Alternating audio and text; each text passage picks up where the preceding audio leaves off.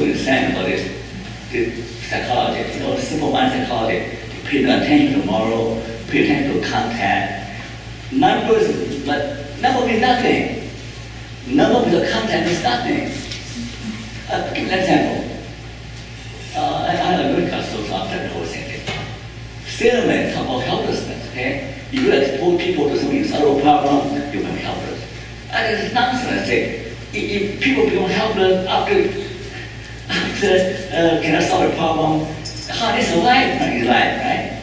So I will do the experiment. I say, after when you quit, I say, tell me why you quit. Most of them tell me it's rigged, the experiment. I don't want to waste my time. See? They're very smart, they're not helpless. I can redo most of the experiments with in-depth interview. I am proving everything wrong. But nobody listens to me, right? I'm just a guy. I'm not a big salesman or whatever. Well, I know truth on my side, right? If you put the context, you can always know that the interpretation is wrong. Local control, same thing, right? You're high or low, but I give people the choice. Look, internal, external, two separate skills. Many people, especially Chinese people, both. They're high in both. You know why they're high in both? Because when you succeed, my parents married, my teacher is so good. They were humble, they all attribute success to other people, right? So they have the high external, high internal. But that's the way the mind works. It's not you're high external, automatically you're low internal. No, it doesn't work that way. But no one pay attention, right? Okay, but the people begin to realize that positive and negative is not one dimension, right?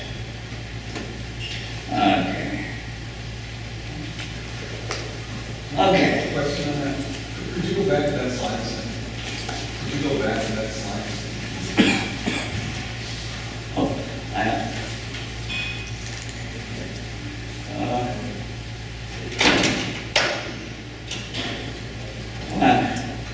I wish somebody else managing my thing for me. I get all confused. Anyone help me? Okay. One more back. There we go. Okay, good.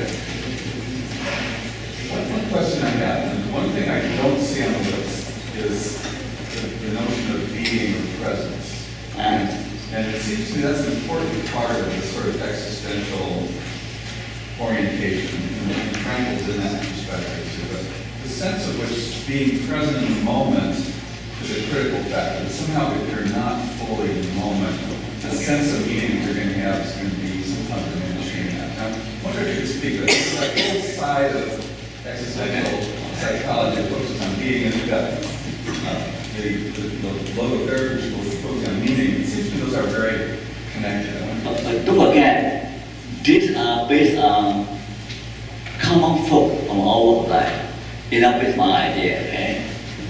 It's based, not based on interview and essentials. So it's missing here, right?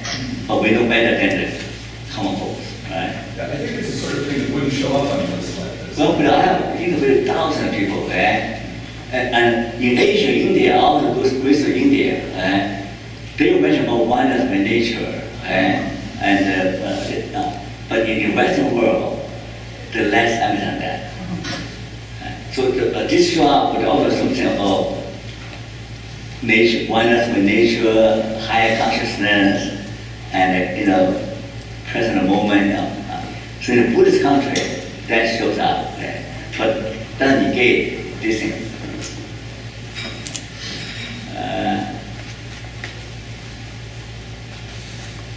Okay, I'll show some example, okay, of a balanced life, right? Spirituality and cultural contents, acceptance, achievement, intimacy, self-transcendence, and fairness. So that is, you can have meaningful life by just being a one-trick pony. Okay? In all your life is about achievement. I'm not as famous as many other people, like my friend Ryan. and other people.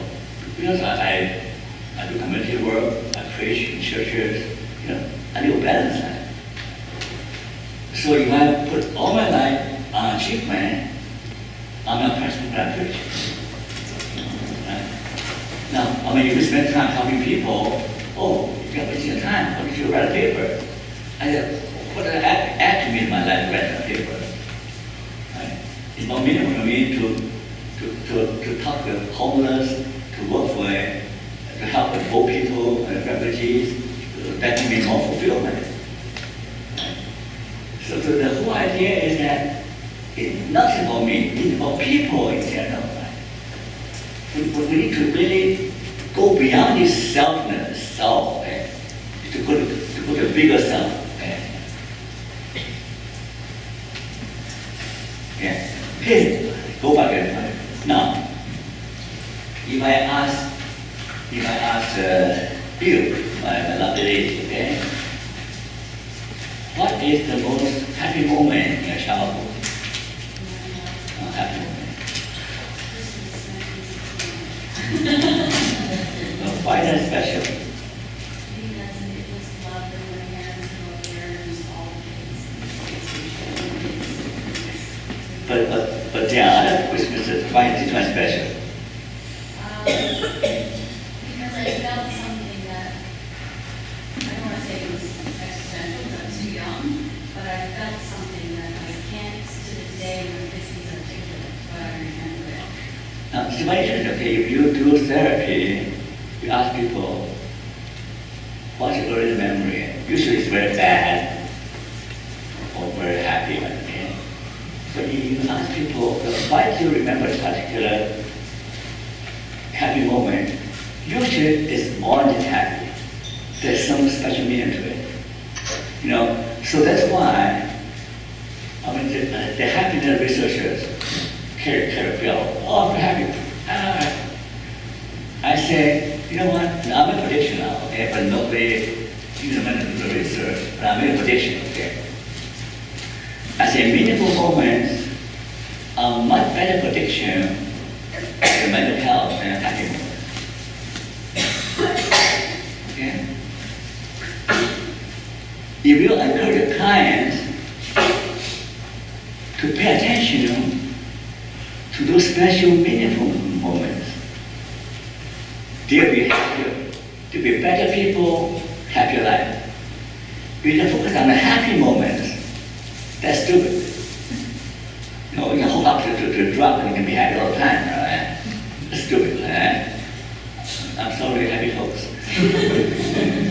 There are some people who like me, okay, but that's fine. I'm so old, I don't care anymore. but more important thing is that you capture the meaningful moment, a moment of tenderness, right? A moment of show kindness, someone show kindness to you. A moment of discovery, discover the wonder, the pleasant awe, when you watch the sunset. Those moments enrich your life for a long time. You remember, right? So meaningful moment is something that deeply felt moment. Some moment that's pregnant with meaning, that's very rich in emotional content, very contextualized feeling, not just feel happy, feel positive, negative.